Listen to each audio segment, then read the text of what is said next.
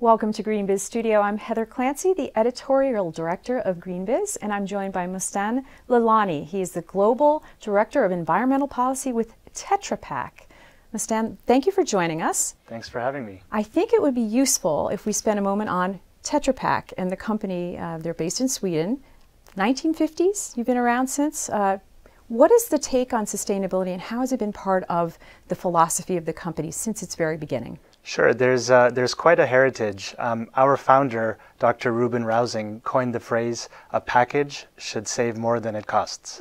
And what he meant at the time was that to protect essential nutrition like milk for as long as possible without it going bad. You see, he helped to create the aseptic technology, which helps keep food safe and fresh without any refrigeration. And without any preservatives or additives. And as you can imagine, this has a tremendous amount of benefits from a sustainability perspective because you don't need a cold chain, meaning you can get the food or the product from the producer all the way to the consumer in an efficient way. You can help elongate the shelf life of a product or food. And you can help minimize food waste. So there's quite a lot of a heritage from this simple idea that a package should save more than it costs. And today, that saying is even more true now than it has been in many, many years before, because we're in a climate emergency. And it's sort of it guides our approach to a low carbon circular economy. Okay, low carbon circular economy. What do you mean by that term, and what does it mean to your company? It's a good question. We started to think about this, and it's no longer enough to think about waste and climate in isolation anymore. We can't do that given the climate emergency we have. We have to start thinking about this in a more holistic way, and that means closing the loop when it comes to a circular economy, and not only talking about recycling and reuse, but also talking about low carbon materials and the whole production process as well. A recent study from the International Environmental Agency suggests that the greenhouse gas emissions from packaging materials are greater than all of the emissions from aviation and shipping globally combined, and this was in 2015.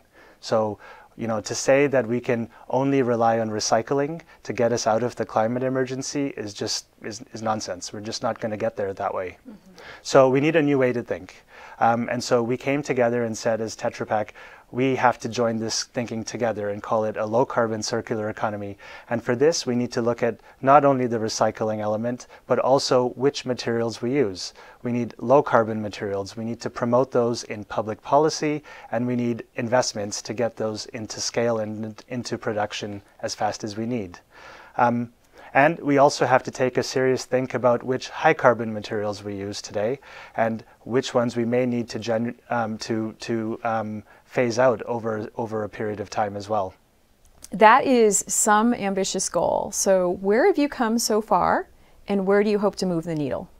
Yeah, to really move the needle, it starts by first holding yourself accountable, holding the company accountable by making targets and by making public commitments.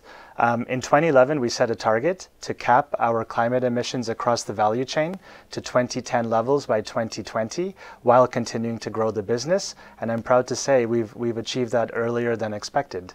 And from a commitment perspective, in 2016, we committed to the RE100 to source 100% renewable electricity by 2030, and we are well on our way towards achieving that or keeping that commitment.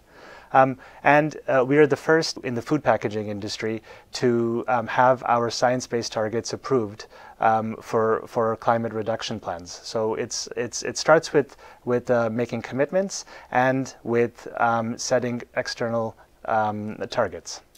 Well, thanks for sharing some of your strategy. And thank you for joining us at the Greenbiz Studio.